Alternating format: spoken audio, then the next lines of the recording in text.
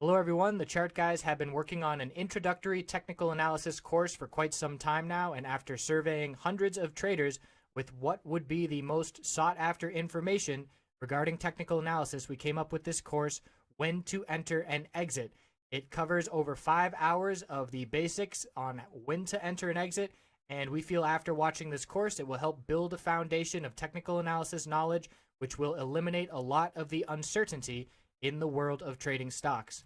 So the course outline, we go over the psychology of trading, establishing a game plan, the different indicators we use to signal a bullish and bearish entry, how to recognize support and resistance levels, poor entries, where traders make mistakes, exit targets, how do you know where to sell your trade, where to place stop losses, that's very important, minimizing losses is what keeps you in the game long term, my personal preparations, how I go about getting ready for each trading day, and then piecing it all together, utilizing all the information we just learned and how to apply that in the real world for making successful, profitable trades.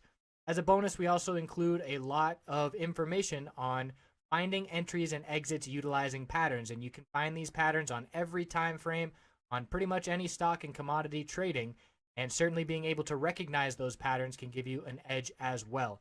So we hope you will check this out. Again, it's an introductory level course.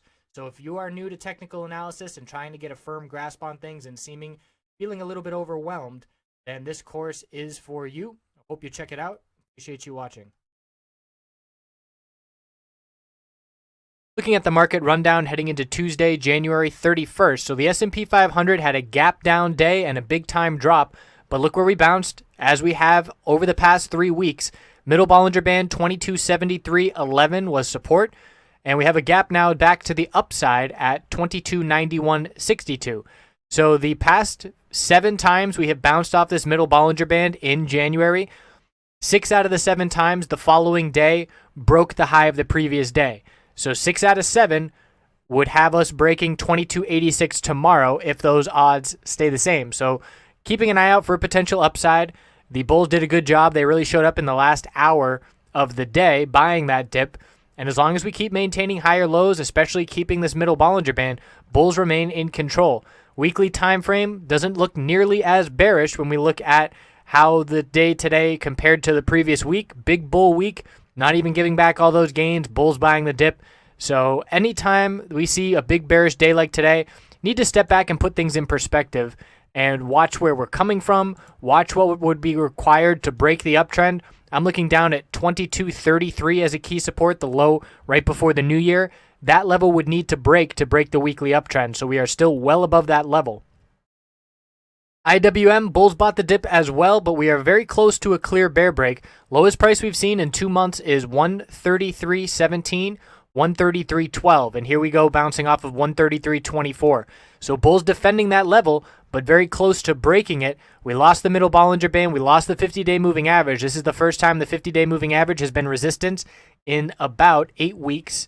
The gap to the upside is 135.65, but this continues to be the weakest of the 3, and we are close to breaking key support, which would have us looking to the downside gap at 130.93, and there's multiple gaps to the downside.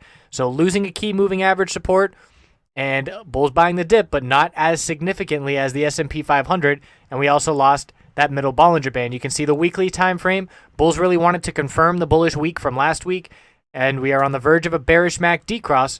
So if we see further lows, the consolidation low that I'm looking at is the same thing towards the end of 2016, 129.75. And when I say same thing, I mean for the S&P 500, that level, it's actually a bit later in the S&P 500, but it's the low of the previous consolidation that is important on the overall weekly long-term trend. QQQ is still the lead bull. We filled the gap to the downside, 124.37. We bounced off 124.13. Same thing, bulls buying the dip, nice lower wick. And because we are so strong here, we could pull all the way back down to 122.80, lose another $2, and still be holding the daily middle Bollinger Band. So we didn't even come anywhere near close testing that level. And bulls are still very strong here. The weekly time frame consolidating a bit, losing the weekly upper Bollinger Band support of 125.45. But same story as everything else. This uptrend is not going away anytime soon. And no matter what the bears do, again, I keep saying to everybody, it's the close that's important, because we've seen big red days, but the bulls are buying the dip on every red day. We have not seen a day in 2017 where the bulls did not buy the dip. So it will be a close. I take that back. We saw one day here on January 9th. But it will be a close down near the low of the day that will indicate potential continuation and potential weakness. But as long as we keep seeing bounces and lower wicks bouncing off key support, bulls are proving themselves time and time again. So we'll see how tomorrow plays out. Certainly going to be a very interesting day. There was a lot of opportunity in both directions today. We'll check back in after hours tomorrow, and I'll see you then.